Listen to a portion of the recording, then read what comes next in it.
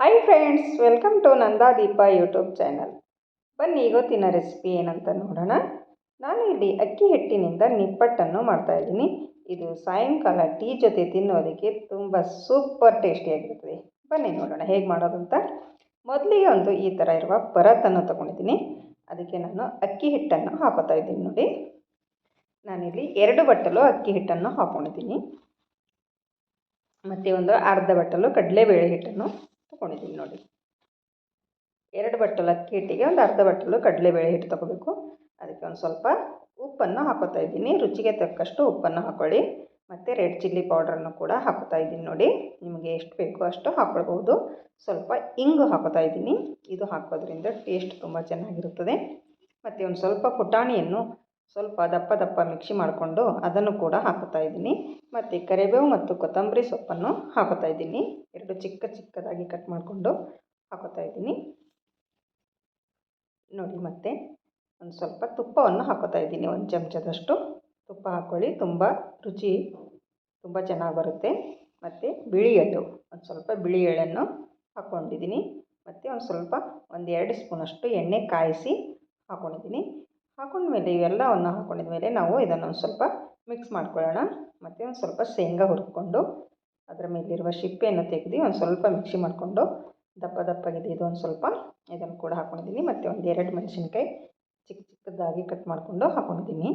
ಇವಾಗ ಇದನ್ನೆಲ್ಲ ನಾವು ಚೆನ್ನಾಗಿ ಮಿಕ್ಸ್ ಮಾಡ್ಕೊಳ್ಬೇಕಾಗುತ್ತೆ. ಮಸಾಲವನ್ನು ಪೂರಾ ಹಿಟ್ಟಿಗೆ ಹತ್ತುವಂತೆ ನಾವು ಚೆನ್ನಾಗಿ ಮಿಕ್ಸ್ ಮಾಡ್ಕೊಳ್ಬೇಕು. ಅದಾದಮೇಲೆ ನಾವು ಸ್ವಲ್ಪ ನೀರನ್ನು ಹಾಕ್ಕೊಂಡು ನಾವು ಇದನ್ನು ನಾದ್ಕೊಳ್ಬೇಕಾಗುತ್ತೆ. ಒಂದೇ ಸರಿ ಜಾಸ್ತಿ ನೀರನ್ನು ಹಾಕ್ಕೊಳ್ಳೋಕೆ ಹೋಗಬೇಡಿ.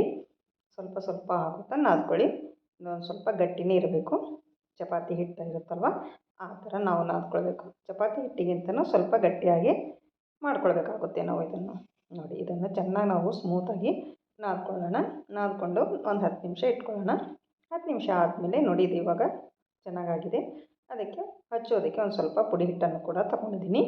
ನೋಡಿ, ಈ ಥರ ರೌಂಡಾಗಿ ಗೋಲ್ ಮಾಡಿ ಇಟ್ಕೊಳ್ಬೇಕಾಗುತ್ತೆ. ನಮಗೆ ಯಾವ ಸೈಜಲ್ಲಿ ಬೇಕೋ ಆ ಸೈಜಲ್ಲಿ ನಾವು ಮಾಡ್ಕೊಳ್ಬಹುದು. ನೋಡಿ, ಒಂದು ನಿಂಬೆಹಣ್ಣಿನ ಗಾತ್ರದ ಅಷ್ಟು ನಾವು ಹಿಟ್ಟನ್ನು ತಗೊಂಡು ರೌಂಡ್ ಮಾಡ್ಕೊಳ್ಬೇಕು. ನೋಡಿ, ಈ ಥರ ಮಾಡ್ಕೊತಾ ಇದ್ದೀನಿ. ಇವಾಗ ಈ ಥರ ಒಂದು ಮಣಿ ತೊಗೊಂಡು, ಇಲ್ಲಾಂದರೆ ನೀವು ಚಪಾತಿ ಮಾಡ್ತಿರಲ್ವ ಆ ಮಣಿ ಕೂಡ ತಗೊಳ್ಬೋದು. ನೋಡಿ, ಈ ಥರ ಮಾಡ್ಕೊಳ್ಳಿ. ನೋಡಿ, ಇನ್ನೊಂದು ಮಾಡಿ ತೋರಿಸ್ತಾ ಇದ್ದೀನಿ. ನೀವು ಈ ಥರ ಕೈಯಿಂದನೂ ಕೂಡ ಮಾಡ್ಕೋಬೋದು, ಇಲ್ಲಾಂದರೆ ಬೇಲಣಿಗೆಯಿಂದನೂ ಕೂಡ ಮಾಡ್ಕೋಬಹುದು. ನೋಡಿ, ಚಿಕ್ಕದಾಗಿ ಮಾಡ್ಕೊಳ್ಳಿ. ಜಾಸ್ತಿ ದಪ್ಪ ಏನೋ ಇರಬಾರ್ದು, ಸ್ವಲ್ಪ ತೆಳ್ಳಗೆ ಮಾಡ್ಕೊಳ್ಬೇಕು. ತುಂಬ ರುಚಿಯಾಗಿ ಬರುತ್ತವೆ. ನೋಡಿ, ಇದೇ ಥರ ನಾನು ಎಲ್ಲ ನಿಪ್ಪಟ್ಟನ್ನು ಈ ಥರ ಮಾಡಿಕೊಂಡು ಇಟ್ಕೊಂಡಿದ್ದೀನಿ. ನೋಡಿ ಫ್ರೆಂಡ್ಸ್, ಇವಾಗ ಎಣ್ಣೆಯನ್ನು ಕಾಯಲಿಟ್ಟಿದ್ದೀನಿ. ಎಣ್ಣೆ ಪೂರ ಹೈ ಫ್ಲೇಮಲ್ಲಿ ಇಟ್ಟು ಚೆನ್ನಾಗಿ ಕಾಯಿಸ್ಕೊಳ್ಳಿ. ಆಮೇಲೆ ಮೀಡಿಯಮ್ ಫ್ಲೇಮ್ ಮಾಡಿಕೊಂಡು ನಾವು ಇದರಲ್ಲಿ ಒಂದೊಂದಾಗಿ ಎಣ್ಣೆಯಲ್ಲಿ ಬಿಡೋಣ ನಿಪ್ಪಟ್ಟನ್ನು. ನೋಡಿ ಫ್ರೆಂಡ್ಸ್, ಇವಾಗ ನಾನು 4 ಹಾಕ್ಕೊಂಡಿದ್ದೀನಿ. ಹಾಕ್ಕೊಂಡು ಮತ್ತು ಈ ಸೈಡಲ್ಲಿ ಕೂಡ ನಾವು ಇದನ್ನು ಫ್ರೈ ಮಾಡ್ಕೊಳ್ಬೇಕು. ನೋಡಿ, ಈ ನಿಪ್ಪಟ್ಟು ತುಂಬ ರುಚಿಯಾದ ನಿಪ್ಪಟ್ಟು ಅಂತಲೇ ಹೇಳ್ಬೋದು. ನೀವು ಒಂದು ಸರ್ತಿ ಟ್ರೈ ಮಾಡಿ ನೋಡಿ. ಸಾಯಂಕಾಲ ಟೀ ಜೊತೆ ತಿನ್ನೋದಕ್ಕಂತೂ ತುಂಬ ಸೂಪರಾಗಿರುತ್ತವೆ.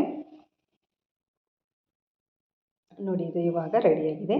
ನಾವು ಇವಾಗ ಒಂದು ಪ್ಲೇಟಿಗೆ ತೆಗೆದುಕೊಳ್ಳೋಣ. ನೋಡಿ, ಈ ಥರ ಎಣ್ಣೆ ಜಾನೋದಕ್ಕೆ ನಾನು ಈ ಥರ ಜಾಲಿಯಲ್ಲಿ ಹಾಕೋತಾ ಇದ್ದೀನಿ.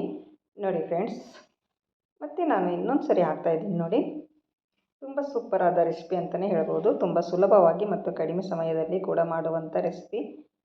ಒಂದು 10 ನಿಮಿಷದಲ್ಲಿ ರೆಡಿಯಾಗುತ್ತವೆ ಈ ನಿಪ್ಪಟ್ಟು.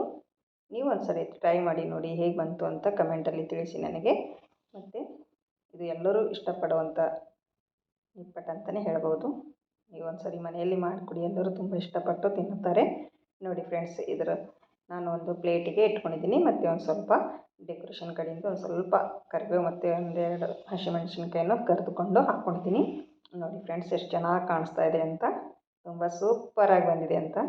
ನೋಡಿ, ನಾನಿಲ್ಲಿ ಒಂದನ್ನು ಮುರಿದು ತೋರಿಸ್ತೀನಿ. ನೋಡಿ, ಎಷ್ಟು ಚೆನ್ನಾಗಿ ಬಂದಿದೆ ಅಂತ, ತುಂಬ ಸೂಪರಾಗಿದೆ ನೋಡಿ. ಮತ್ತು ನನ್ನ ವಿಡಿಯೋ ಇಷ್ಟ ಆದಲ್ಲಿ ಒಂದು ಲೈಕ್ ಮಾಡಿ, ಮತ್ತು ನಿಮ್ಮ ಫ್ಯಾಮಿಲಿ ಫ್ರೆಂಡ್ಸಿಗೂ ಶೇರ್ ಮಾಡಿ. ಮತ್ತೆ ಸಿಗೋಣ ಹೊಸ ರೆಸಿಪಿಯೊಂದಿಗೆ. ಅಲ್ಲಿವರೆಗೂ ಓಕೆ, ಬಾಯ್.